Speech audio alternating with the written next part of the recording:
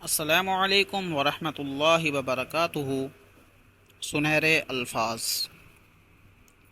کوئی اتنی محبت کر ہی نہیں سکتا جتنی محبت آپ کو اللہ تعالیٰ کرتا ہے، اور کوئی آپ کے مسائل حل بھی نہیں کر سکتا جیسے آپ کے مسائل اللہ تعالیٰ حل کرتا ہے۔ تو پھر کیوں نہ اپنے ہر دکھ، درد، تکلیف کا ذکر اللہ کریم سے کیا جائے۔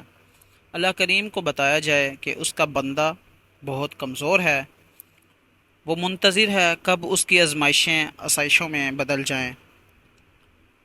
وہی تو قادر ہے۔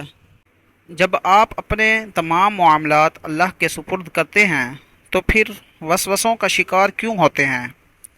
خلوص دل سے دعائیں مانگیں اور مانگتے جائیں، اس یقین کے ساتھ کہ میرا رب سن رہا ہے۔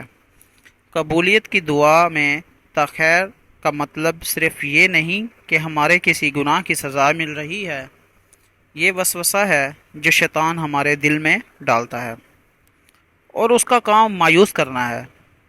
اللہ ہمیں آزماتا ہے، میرا بندہ مجھ پہ کتنا بھروسہ رکھتا ہے، تو بس اپنا دل اس رب کی طرف متوجہ رکھیں اور اس کی رحمتوں کے منتظر رہیں۔